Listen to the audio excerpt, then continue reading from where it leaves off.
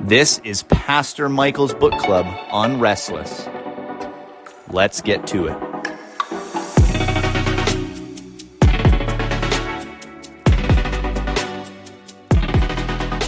Well, we don't know where we started or stopped exactly. I guess we know where we started. We started at the beginning of chapter. Started at the beginning of chapter 5. We cut off in the middle. Let's just assume, kind of even step back, even if we already covered some of this. Yeah. We're starting at the heading, The Collapse of Traditional Authority in chapter 5. It's on page 97.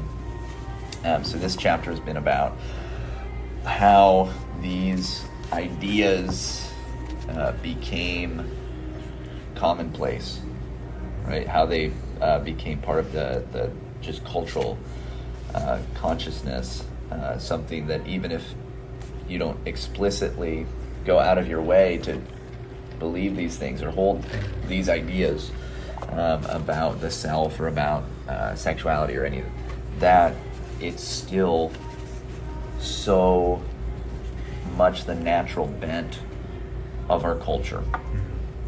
So how did these things happen? Yeah. We did kind of talk about this last time, but he starts off on 97 under this heading talking about the Reformation and how it was a fracturing of the church where, you had the Catholic Church, which was the institution, the only religious institution in, continental Europe. And it was the Reformation that really challenged the authority, the ecclesiastical authority, and then created competition between, no longer was it I guess we'll go to the Catholic Church because that's the only one in town. Now you started having Reformed churches spring up, and obviously with Luther in Germany and then John Calvin in Switzerland and other places like that. So again, it was kind of that double-edged sword we talked about, where it's yes, we still think that's a good thing that the Reformation happened, but there was a sense where it also was the beginning of the collapse of a traditional authority structure, where it was people were we can dissent from this, accepted authority structure because, they were wrong, but also, it gave more credence to even dissenting from legitimate authority structures. So, yeah. Yeah, so you have the fraction of the church. I think we did talk about this section some. Yeah, a little bit. I remember, but it's good to recap. Yeah. So then with the fragmenting of the family through no-fault divorce, through just in general breakdown. So I don't know that I've mentioned this before while doing this. I'm sure I've mentioned it in some recording somewhere, which is search it out. Search it out and find it. If you just listen to everything I've ever recorded and put online, you'll find this somewhere. But I one time came across a marriage. It was like a marriage happiness test or something like that from I want to say it was the 1920s. It was maybe the 1930s. Yeah. It was from some marriage counselor, marriage psychologist at this time, where it was a list of here are basically the things that a good husband does, or here are the things that a good wife does, and you kind of rated yourself on it. Yeah. What was interesting to me is that in the section of what it looks like to be a good wife, there were some really goofy things. There was you never put your cold feet against your husband, you never touch him with your cold feet in bed, which is just funny. It's literally on a test. That was just so obviously a cultural thing. Cultural expectation. Yeah. And so it was kind of funny that that scene is obviously that's a huge no for a wife. Do not do that, yeah. And it was listed with other really serious things. so that's why it was kind of weird. It's don't disrespect your husband. Don't gossip about him. Don't touch it. Don't touch him with your cold feet. It's wait a second. What? It was so funny. But one of the things was that you will take the children to church on Sunday and allow your husband to sleep in. So one of the things was, hey, it's important to have religion in the life of the children, but also the husband should be able to sleep in on Sunday, so he shouldn't have to be the one that is involved taking them to church. Okay. And I read that, and I thought, man, one generation later is what? Like the kids growing up in that is what? That's the sexual revolution. Yeah. That's the 60s. That's the radical revolutions of the 60s. And you get another generation out, and that's us, right? That's our generation. Yeah. And then you move into whatever we're becoming. Yeah. But like that's only, of course, one generation out from fathers neglecting religion in the home is the sexual revolution. That makes so much sense to me. Yeah. But you see this in a lot of ways. This just overall breakdown in the family, the atomizing of the family, the removal of father and mother from the house, the removal with, just generally with feminism, egalitarianism, the, kind of the destruction of the various roles of men and women in the household. And then he talks too about the nation, the fracturing of the nation as a cohesive thing that brought people together. Brings up mass immigration across the globe, the way that changes the nature of things. Even how he's already talked about the nature of geography not being something that binds anybody anymore, because you can move wherever you want. That too fractures the very idea of a nation, I think, at least in some regard, because you can kind of pick and choose. Like you're just picking and choosing where you go, what kind of nation you want to be a part of. So everything becomes an expression in a way of your own self. And then we did kind of, I remember talking about this last time, but just like, right, the challenge to like even the legitimacy of the founding of countries, right? Like again, the fight for some people to say no, America started in 1619 when the first slave came here, and it's like, well, if that's the case, then this whole project is illegitimate, right? Because I mean that's the case that they're making, is this whole country is illegitimate because it was founded on oppression of other people, right, against their will. It's just the questioning of the very foundations. And then if you question that and then you say it's illegitimate, and therefore this illegitimate country needs to be just like, upheaved, it's like, well, then you lose your national identity, right? Like not only is a family fractured, but, unfortunately, I think this is the goal of a lot of people is to do this, is to, right, we don't, like, we're against the nuclear family.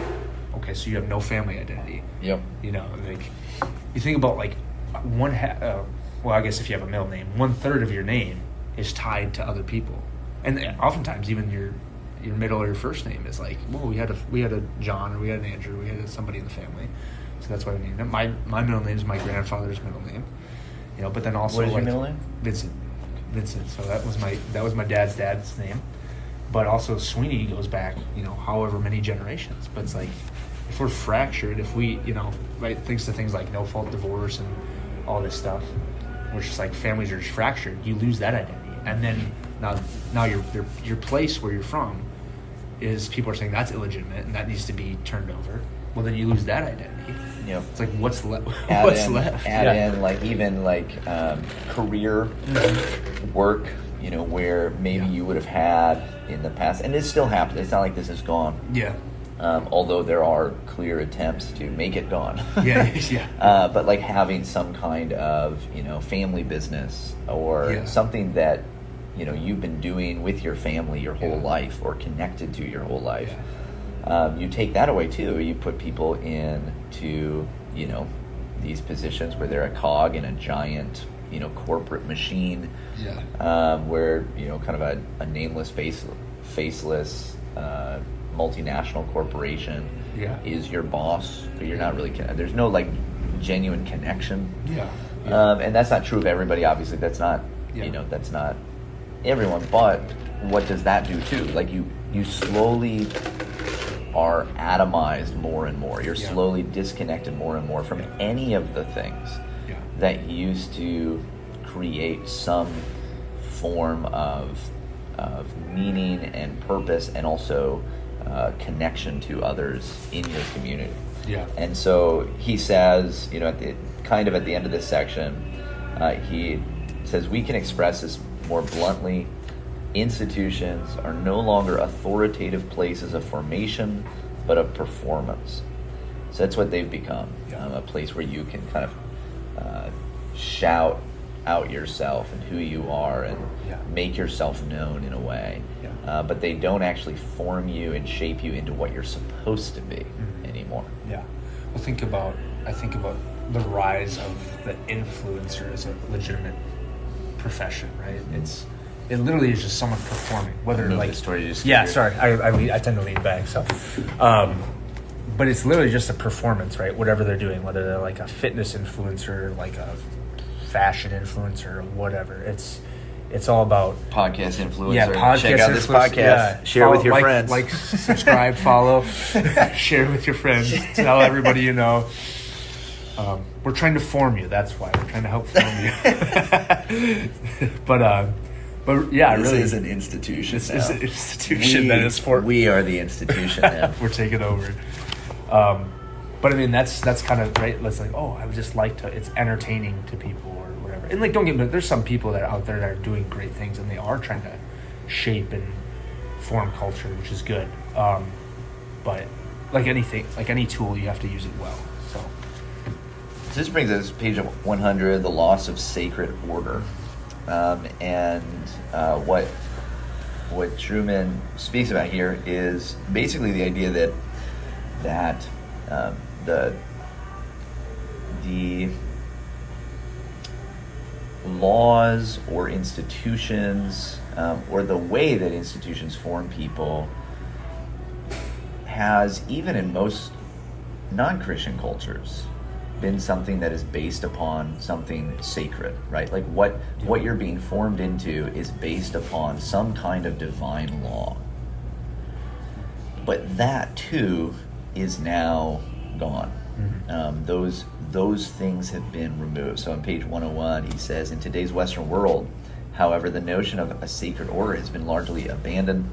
The fear of theocracy and the demands of the pluralism that marks our societies, in addition to the collapse of the authority of traditional religious institutions, have combined to make appeals to any kind of sacred order implausible and even unacceptable. And then he goes on, he gives this example. When the Supreme Court of the United States can dismiss objections to gay marriages motivated by nothing more than irrational bigotry, the culture's attitude to appeals to sacred order is all too clear. They're merely masks for disguising atavistic hatred.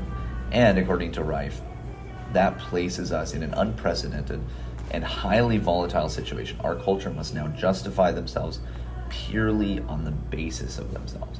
And that's the big difference there. Yeah. Right? That's the big difference of the removal of sacred order, because again, almost every culture in all of time has had some form of sacred order, some form of their laws, their shaping and forming of people being based on something beyond them. Yeah. There's something higher and greater.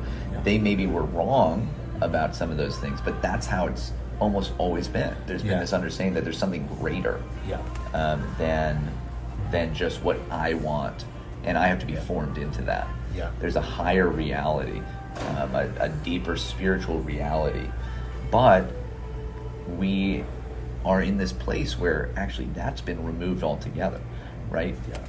Heaven's been removed. This is the John Legend song. Oh yeah, or John Lennon. Yeah, imagine there's no heaven. Legend. John Legend. It's not a John Legend song. Yeah, but it's a Lennon song. Imagine there's no heaven, right? Imagine.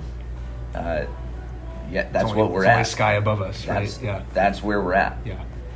That's the position that we're in, and so what happens is you don't have any kind of ultimate to base anything on. You don't have anything that you can just say, we have to do it this way because. Yes. And people might think, that's freeing. How freeing and wonderful that is, that we're not chained to some, ultimate divine law. Yeah. But actually, that's not freeing. It's incredibly destructive. Like they say, it's unprecedented. Yes. Because it means that everything we do, we simply have to justify on the basis of ourselves. Yeah. But we're constantly changing. Yeah. we're constantly changing our minds. Yeah. We always change. Yes. And so if we're doing that, that's going to be quite literally Yeah. chaos. Yeah. That's what that produces. And you have no grounding to object to anything anyone else does, right? You might not like what other people do, and this has been my experience with talking to atheists or agnostics or whatever, people that don't believe in God. And it's like, well, how do you object to any, morally apprehensive, conduct that anyone else does? We as a society, that's just our consensus as a society. Okay, but what about the consensus of, the southern part of the United States in like the 1800s? Or, what about the consensus of the Aztec people when the conquistadors came over and they found them, sacrificing people and ripping their hearts out? That was the societal consensus. So if that's your basis, right, then you have no grounding to object to what they did or their actions. Yet we want to. We want to say, oh, we're more moral. Okay, by what standard? Right? It's such a simple question, but it really is profound. It's like, right, like by what standard are you objecting to this? But if you're basing everything on yourself, like I was thinking about this the other day. I was flip-flopping on something in my head yesterday, just from like the time I woke up in the morning. By the time I by noon, I was like, man, like why can't I just like settle on something? I'm constantly fluctuating on some things. And it's like, don't trust yourself. Yes. Right? You need to look to something outside of yourself that's concrete, that's objective. Because if you don't, like you said, it's just going to fluctuate with the times. It's going to fluctuate with the fads. It's going to fluctuate with the culture that you're in.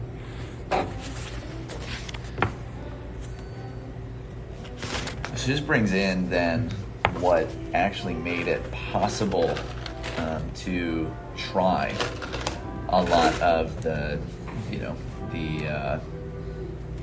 changes in the understanding of sexuality and self, which is technology, right? The different technologies that have come about that have been used to make some of these things possible.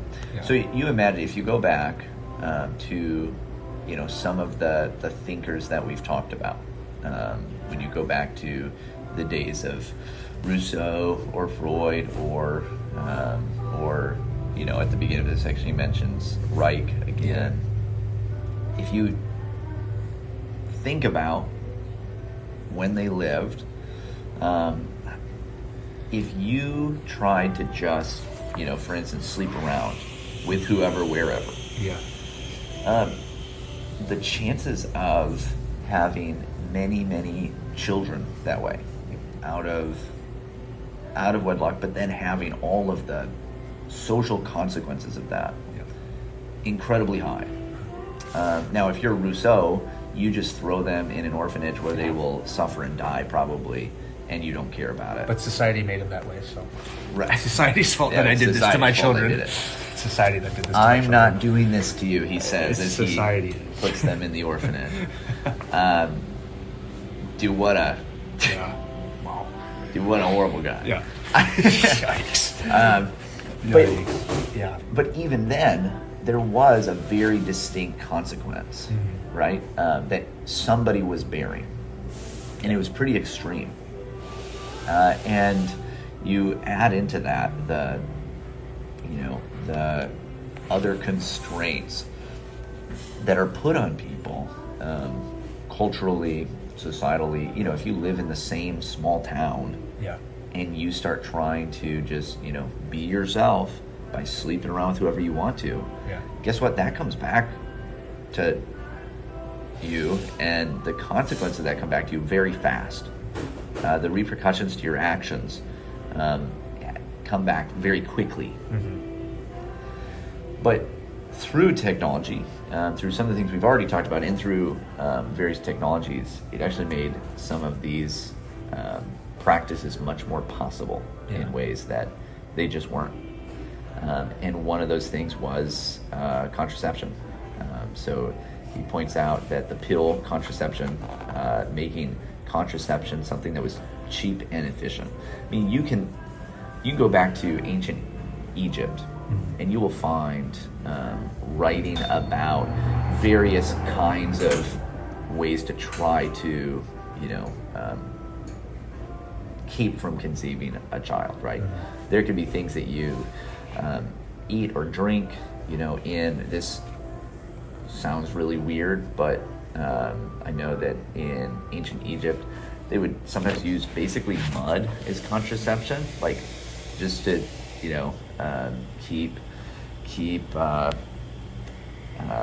keep any sperm from getting to the egg. Like they would use mud. This is something that I've learned. Don't ask me how. I literally don't remember We'll put some resources in the show notes. So. Yeah.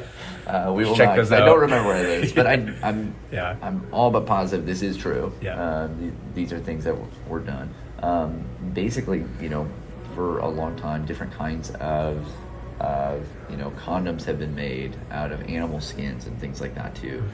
So there are lots of ways that kinds of contraception were made, but it was not incredibly effective, and it was not easy. With the advent of the pill, you have contraception that is incredibly cheap and incredibly easy. Yeah. And very effective in ways that it has not, it has not been before. And so that has a massive effect, because all of a sudden you can at least conceptualize the idea of sexual promiscuity without bearing children. Yeah. You can divorce, sex from childbearing a lot easier.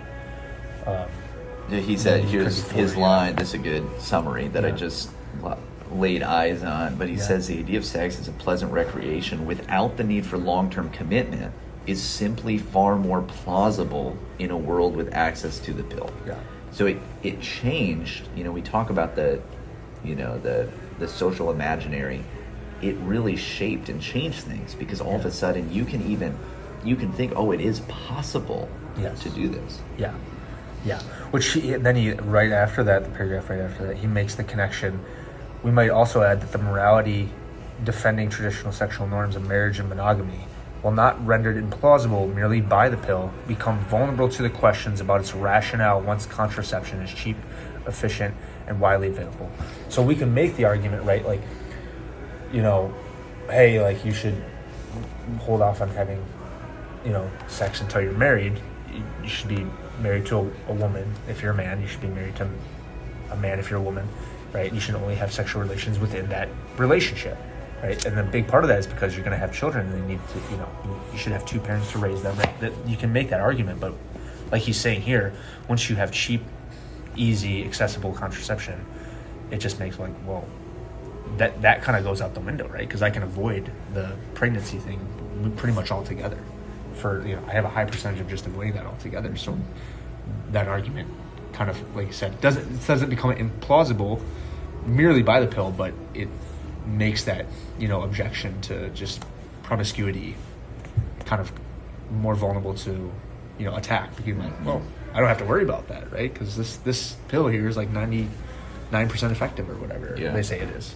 So, which again, obviously that causes issues, and now and now so what's interesting is, basically what you have, this happened too when it comes to the problem of sexually transmitted diseases. Because you don't have a massive problem with that before the sexual revolution and leading up to the sexual revolution. I mean, there was a huge problem with various kinds of STDs in in the army, with guys coming back from World War II and things like that. So it's not like it started in the 60s. But it was not near the commonplace thing that it became. But even then, you have, as STDs develop and become more widespread, you have the developing of medical technologies, of different medicines that will at least help remove some of the symptoms, some of the problems of these things. And so it removes some of the consequences. I remember just not too long ago, I was watching free movie on Amazon where they have the free movies you can watch, but there's ads. Oh with yeah, them. yeah. So I was watching something. I don't remember what I was watching. Yeah. Actually, I think I was watching the show 24. Oh yeah, with Jack Bauer. So I that's remember, a throwback, dude. Yeah, that's a good show. It was super fun. That's a good to show. rewatch some of this. So I watched it when we had our last baby, when we had Warren.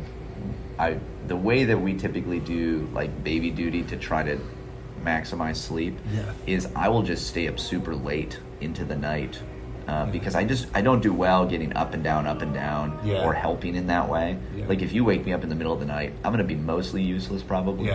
And so I would rather, if I know I'm going to be up a couple times in the night, I'd rather just stay up an extra 6 hours and then go to sleep later. So we do like, I take the baby and I like stay with the baby through a feeding or two, and then I would, go and put him down to bed and go to sleep, and then the next time he wakes up, my wife would get up, etc. So I was watching that, but it had ads on it because Amazon can get past my ad blocker somehow. I know they figured it out. They won't let me watch without turning it off. Whereas I can get by without ads on YouTube. I don't know why. Amazon figured it out, so they won't let me get through that. But there was some kind of pill for HIV. Oh yeah. I think it was. You have a clearly gay man talking about this pill, and basically one of the things it talks about is, hey, like this is great to help you because it means that you don't have to change your sexual lifestyle. You can just keep sleeping around with whoever you want, and you don't have to worry about the consequences because of this medicine, whatever it is. I mean, that's the kind of thing that comes up after the widespread nature of STDs. Now, eventually, those things stop working, right? We see that with modern medicine right now. There's consequences will catch up to you. It may not be right away, but they will catch up to you. But it's still true that these technologies begin to, shape people and allow them to think we can get away with this without the consequences. Think about, so this is another thing that I was listening to a podcast about, it was actually about Jim Jones and the People's Temple on a long form kind of history podcast, but one of the episodes, it just focused on kind of the radical 60s culture and the underground movements, like the Weather Underground and the Black Panthers and other kind of very radical movements in this time. And in a lot of these radical like student groups where they were, actively trying to be, like they actively wanted the country to become a communist nation and things like that. And so they were going to try to find ways they could do that. One of the things that they would do is they would try to break down any kind of sexual boundaries that they had and say, like, we should be able to be totally free with each other, right? So they would, they would engage in all kinds of orgies and just sexual debauchery. But not long after this, it only took a couple of years before a lot of the people were so burned out by that, because that kind of disgusting action has a lot of physical, emotional, spiritual consequences for you, that you get to the end of that, and a lot of people just walk away from those radical movements, in part because of the consequences of these actions, because they are beat up from all of this. They have STDs, they have, it's just a mess. And so you have the natural consequences of those actions causing people to change what they're doing. But this is where technology is continually brought to bear to try to remove those things. Those things that give those, it's a natural feedback loop, right? It's a natural way for you to know, I shouldn't be doing this. And what a lot of these technologies do is they come in and they say, basically, no, it's okay, because look, the consequence doesn't happen anymore. But like you're pointing out, like we've said, actually the consequences do come, it just might not be right away. The amount of damage that the pill has done to marriages, Yeah. to just like the female body, right? Like Yes. what it does Yeah. to the hormonal system, what it does physically, the cancer causing properties, those sorts Yeah. of things. Yeah. Not to mention the abortifacient properties Yes. of hormonal Yeah. birth control. Like Yeah. the idea that you could do this, drastically change all of these things and have no consequences, Yeah. is crazy. It's ridiculous. And it created a whole system where, I mean, anybody who knows much about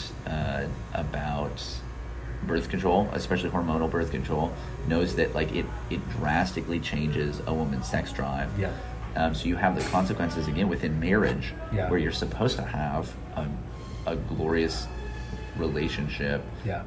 of sexual union, and that's removed. Yeah. It becomes a kind of antagonistic piece within a marriage. Yes. Because and it's assumed, that's just what is normal, Yeah. or something like that. And so there's just this, it's a very common experience for women. And this sounds weird, but like, I'm literally hear people have conversations about this at this point. It's Yeah. becoming more normal to talk about these effects. But for a long time, it was the kind of thing that people just never talked about. Yeah. But where, a woman will, be getting ready to get married, begin taking the pill, Yeah. and all of a sudden just kind of almost, has negative feelings toward Yeah. her spouse or future spouse. Yeah. Right? Instead of the love that Yeah. maybe she once had, but Excitement. it changes Yeah. those things, right? Yeah. He also then gets into, beyond the pill, he gets into pornography, Yeah. right? Being one way that you can have this idea of Yeah. total self-expression and the advent of that, right? Like that's, now again, some form of like pornographic material has almost always been around. Yes. It's not a modern sin explicitly, right? You think about like Pompeii. Yeah. And if you go and look at, or like the French Revolution. right. There are things like this. Yes. Yeah. It's not that, it's just begun. But the level of social acceptance, the Accessibility. ease and accessibility of pornography is so extreme Yes. Yeah. where we are. Yeah. This blew my mind here in the middle of 103, right? Right at the end of that second paragraph. Indeed, it speaks volumes that a baby onesie, well, think about that, a baby's item of clothing, right? Something that you would dress your infant in, with the words future porn star emblazoned on the front today, is available as a real item of clothing. Yeah. Talk about setting your kid up for failure. Dude, Oh my goodness. I don't know if this will get me in trouble, but Yeah. basically I think that parents who do that and dress their baby that way should probably be publicly beaten. like that's You need to be flawed. like I'm at sorry. least put like yeah. there needs to be why am I forgetting the name? What's civil the penalties. what's the wooden thing that would go over like kind of medieval a yoke or whatever, or like, but you'd put your head in it. Yeah, what and is you just, that? It's like I don't the know what it's stock- called. is it stocks? Stockades. Yeah, I think stockades. you put in the stockades. Yeah. So right, I feel like we should bring that back. Yes. Where like you're put in that publicly, everybody Yeah. throws rotten vegetables at Yeah. you and that sort of thing. And like everyone's like, what did they, mommy, daddy, what did they do? Oh, they tried to sexualize their infant child. Yeah, oh because that's, like, that's here. horrific, right? It's Like terrible. It's unbelievable. In a just society, like that's where Child Protective Services comes in and Yeah. says we're going to look into taking That- this child away yeah. if this is the kind of home. Yeah. Of all the things that I have against Child Protective Services and like some of the stuff they do, this would be one case where I'm like, you need to like do something about this. Look into it at least. Yeah, right? look into it. This is ridiculous. But I mean, I find that shocking. But then that's again, how far it's gone. Yeah. That's how That's how normal. normalized this has become. Yeah, like I remember when I was in college, I was on the wrestling team, and like I don't know why this guy asked me this question, but it's probably because they knew I was Christian. So he's like, "Hey, can I borrow your I got a smartphone over here. Can I borrow your phone? I gotta call somebody." And he's like on my phone, like typing out. He's like, you look at porn on this thing? I'm like, no. And he's like, what kind of man doesn't look at porn? And I'm like, what kind of man does? And he's like, they didn't say anything after that, but he just got taken aback. But like that was like, assumed. it was kind of just like, that's what you do. Like you're a man. Yeah. You know, even now, it's more. It's not seen so much as a woman thing, but even more so, I think it's becoming that way. But yeah, it's like you're a man. You're a young man. Like you just look at this is what you do. You look at this stuff, and it's like, and now I think, again, same with the pill. Now with pornography, we're seeing just the absolute detrimental effects of these things, right. and the fact that like people weren't told about it, right? Like, I mean, there's so many young couples and stuff, and even like my wife was on the pill when we first got married, and like thinking back on it, I'm like, why didn't anyone tell us about these things? Right. Like I would have. I had to do my own. So it was this stuff. Yeah, I wouldn't have had to touch this stuff. My wife was on the pill for a time, and it caused all kinds of crazy anxiety, hormonal things. Yeah. And when she would talk to her doctor, the doctor was like, "That's crazy." Like we literally stopped going to this one doctor. I was like, "We're just like you're just not gonna go to this doctor anymore," because it's when she said, "Look, I'm having all these like hormonal issues now that I'm on the pill." The doctor was basically like, "No," like basically just wrote it off and said, "No, it's like your own issue, and if you go off the pill, you're just going to get pregnant right away." And we were like, "Well, what's the problem with that?" Actually, but you think about it. You're married. You're like, "Wait, why would I think that's an issue?" You know, right? But it was just it was kind of expected. Like this is just what you do.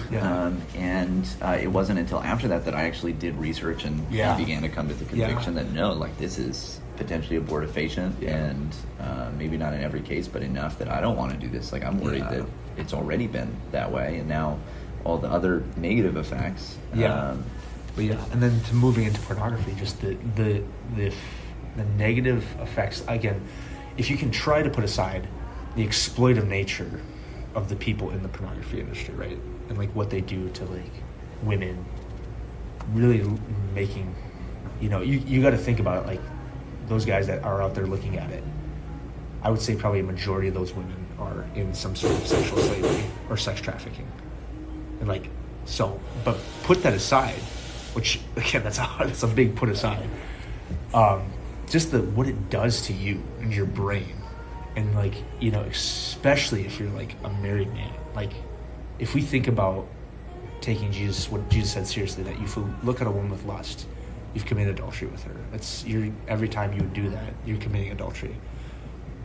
It needs to be that serious, but we disconnect it because it's just an image. It's just what's ridiculous. But I was reading a story one time about like it was like telling like wives' side of the story about like their husband's pornography use, and there was and I don't want to get too graphic here, but she was like, I was not able to like get my husband turned on. Like he literally, if we were gonna have, if we were gonna make love, like he had to go look at pornography to get, to get physically ready. Very common. And it's like erectile dysfunction in young, healthy men is normative now because of this. And again, this is one of those things that initially the consequences weren't, they should have been like foreseen in a way. Yeah. But like all the consequences weren't known. Now we're in a time when like there's young men that like you think about the no fap movement or like there's a lot of like we're trying not to look at pornography. We're trying not to do these things because the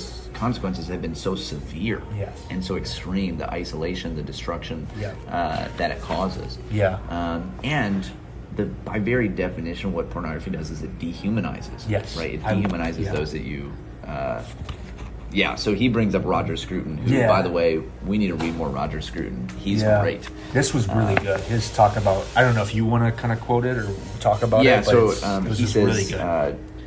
To use a distinction deployed by philosopher Roger Scruton, pornography is about bodies, not faces. Yeah. If sex is just about my pleasure, any body will do as a partner. But in a marriage, the specific identity of the sexual partners is critical. The purpose of sex is not to have sex, but to make love, to reinforce a relationship with a particular person, or to use Scruton's terminology, with a face, not just with a body. That's huge. I mean, that's exactly right. Like when we talk about the way that pornography objectifies it literally objectifies in the sense that like it dehumanizes it. It's just physical things slamming together. Yes. But like that's what happens. Yeah. It removes the deep, important spiritual, emotional, relational side that is central to sex. And when you take that away, actually what happens over time? Massive destructive consequences for everybody involved. Everybody. Yeah. It's not intimacy anymore. It's just entertainment. It's purely acting for entertainment. And it's like, and you know, you're kind of sick personal pleasure, but right, it's all about just like I want to consume, like you said, two bodies just like clanging together versus like, no, what is sex for? What is sexual relations for? Right? It's reinforcing a relationship with a particular person, like he says, and your wife, or you know, if you're a woman, your husband. It's not just about bodies. It's about it's about faces. It's about these two people coming together, becoming one flesh. Right. He also talks about Alfred Kinsey and other social scientists who, if you want to throw up, read about Alfred Kinsey. An evil man that has done unbelievable damage. But the University of Indiana still is bent on honoring, because I think they have an institute named after him. Right. Well, so much of modern ideas about sexuality really do stem from Kinsey and a lot of his supposed scientific work. So he was a social scientist that, basically tried to argue against traditional sexual codes and mores, and trying to broaden what was acceptable. Now, one of the things, it's interesting, this guy that Truman quotes, Jacob Blakely. He talks about something called the double hermeneutic effect, which I think this is really important when it comes to especially social science, where he says that this is the idea that an interpretation of the world offered by a social science actually shapes the very interpretations that comprise it.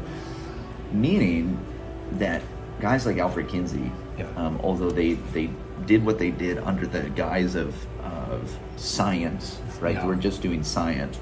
What they were really doing was creating propaganda.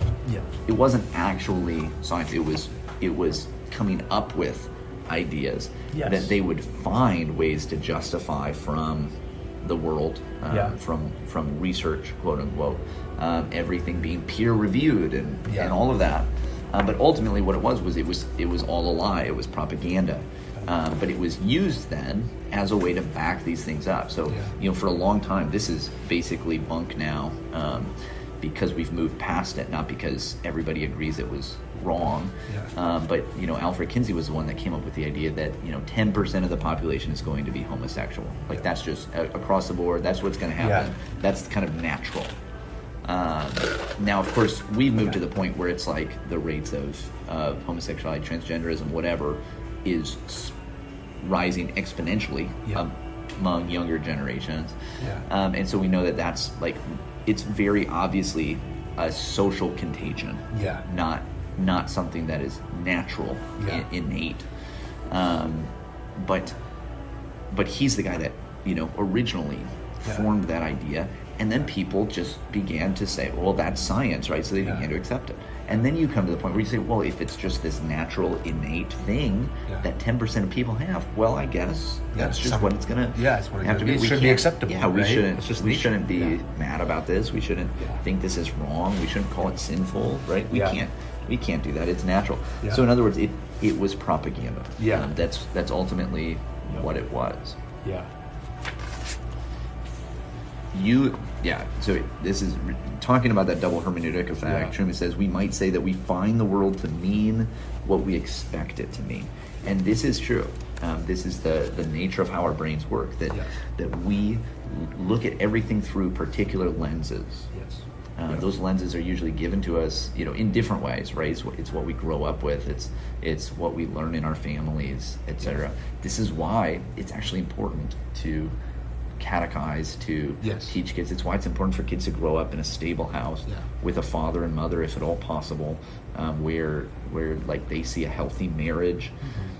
Why do they need those things? Why is that important? Because it helps you to see the world as it's actually supposed to be. Yes. As opposed to seeing the world through, different colored lenses that make it obscure it, that make it something that it's not. Yeah. Because then you're actually going to live as if that's the case. And there is, like, in the world as God has made it, there's flexibility in what you can do. It doesn't make that right. It doesn't make it okay, right? You can push things to, to be something or do something that they shouldn't be. Yeah. I always think about how corn is in everything. Yes. Talk about that, like, corn is used for everything. Yeah. And a lot of people are noticing many of the unhealthy side effects of, for instance, all these corn products being in every kind of food everywhere. People are starting to notice the bad effects of that because nobody stopped and said, "Hey, is this what we should do?" Should we make corn into a syrup? Yeah. I don't put it even, in right. everything. I don't know Yeah. that that's Yeah. that it's wrong necessarily, but is there a point where we shouldn't push through some kind of natural boundary? Yeah. And there's a lot of ways that we do this, right? Like there's a lot of things that we can do, but we never ask, actually, should we do this? Would this be the right thing? Yeah. Is it a good thing? That we all know. We're back. We're back. There'll be a spike on the record, so I'll know there you go. where to Perfect. cut a little bit. Otherwise, people just hear a Thanks for weird, quiet time. It was supposed to be where we put our sponsors in. We just don't have any sponsors yet, but we'll get there. Okay. So do we want to talk about the revolt of the elites? Yeah. So what are your thoughts about the revolts of the elites? So this is page 106. If you've got the book, you're following along. Truman moves into another one of these factors that help, popularize these things, and that is the movement of the kind of elite class of society to accepting these things. Whether you like it or not, having an elite, or what you might term an aristocracy, is inevitable. In other words, like, it's inevitable that there are going to be particular people, particular classes that have wider and greater influence across society. That's inevitable. It's how it's always been. Now, how that elite is, given that influence or determined, that can be for, good or ill, right? Like how, what makes somebody elite? Like, is it their virtue over time? Is it the fact that their, family is long standing in a community? They've done great good for everybody around for many generations, and so that's why? Is it because of, superior education? Like, whatever it is that, creates this, whatever it is that makes this, there just is an elite. There's always going to be an elite. So he basically says that one of the things that changed this in the popular consciousness is not just the technology that we've talked about, not just the breakdown in other things, but also the popularizing of these ideas by the elite class of society. Yeah.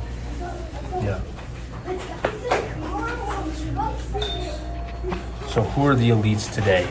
I guess you said you kind of so talked he about talks it. about, for instance, in education. He He says at universities and colleges, but also increasingly at high schools and below, is permeated with the politics of identity and the various critical theories that see the purpose of pedagogy to be that of unmasking social inequalities in the pursuit of social justice.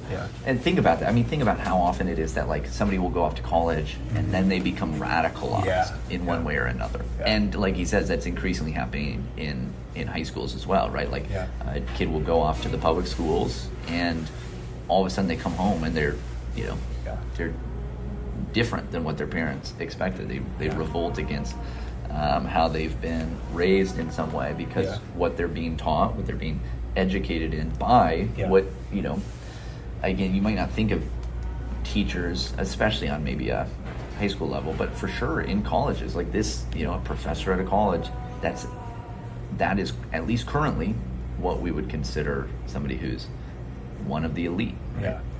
Yeah. They have particular influence Yes. over the next generation. Yep. And it's very often, radical professors, many of whom were radicalized in the 60s, Yeah. who continue to be professors at universities, inculcating those values in this, next generation of students.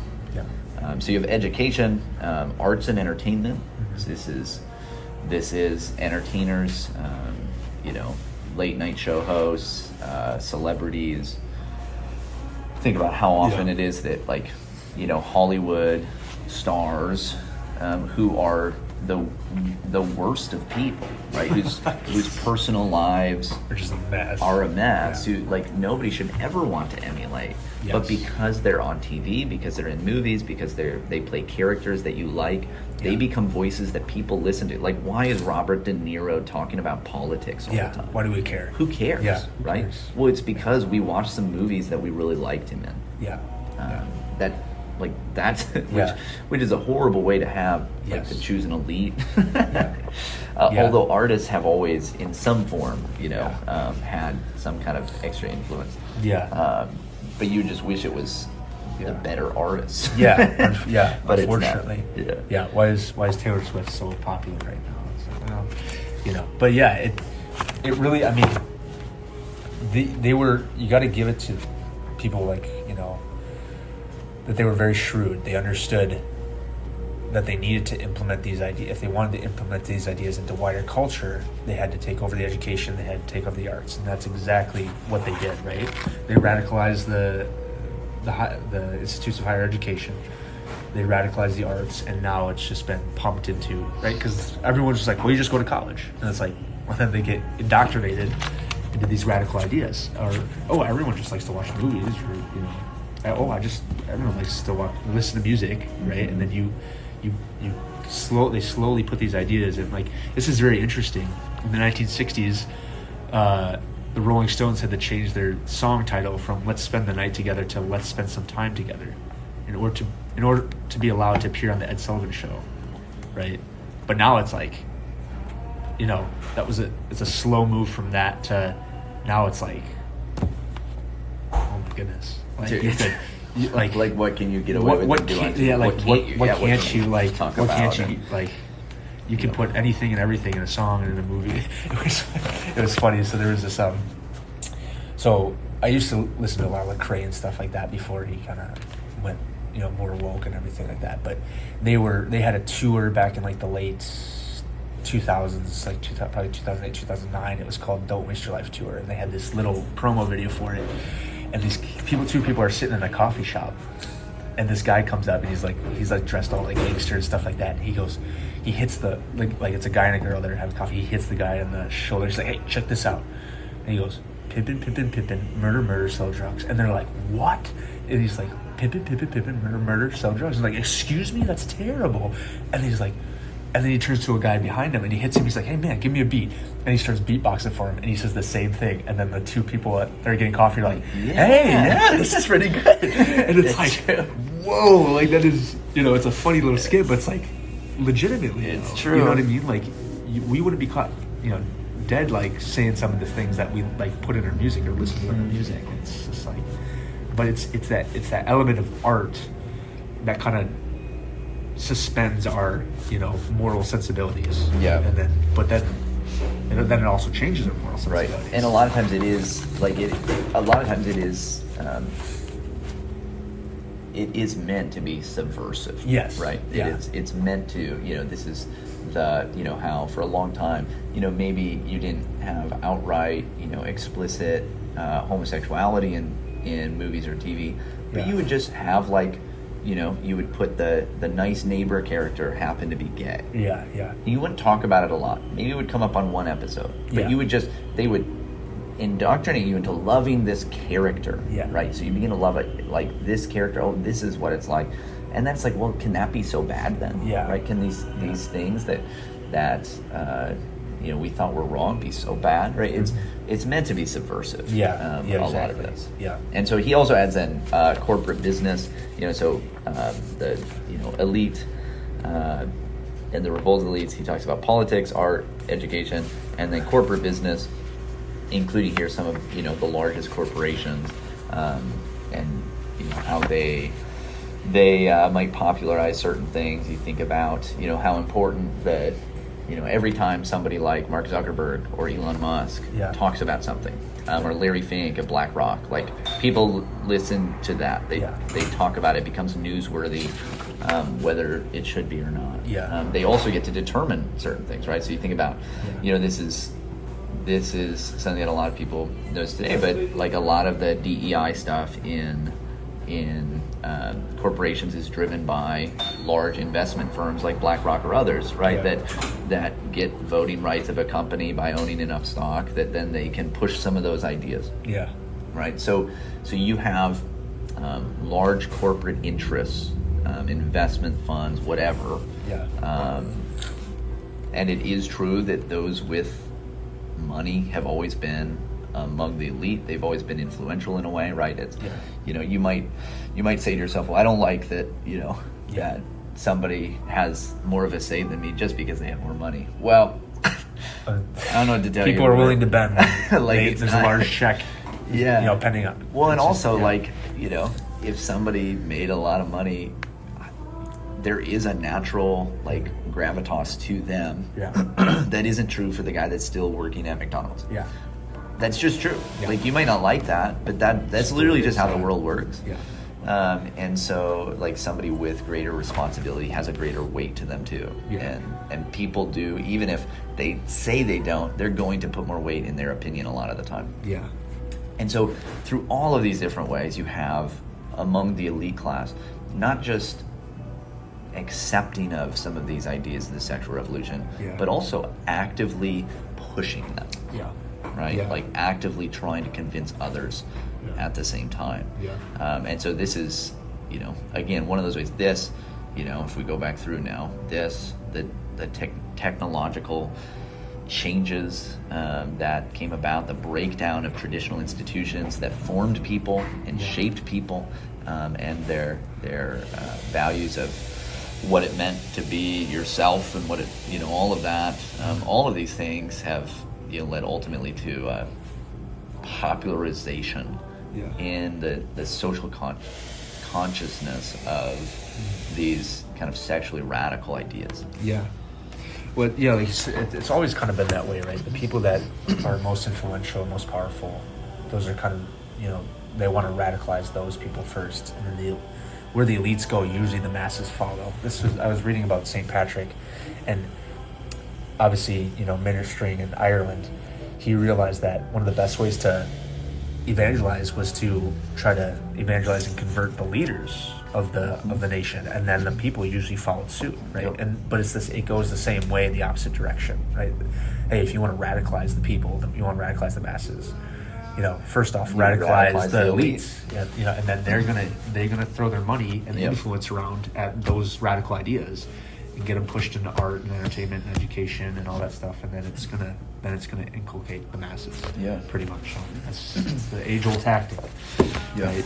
So, but interesting. So that's chapter 5. Chapter 5, chapter 6 next week. Chapter 6.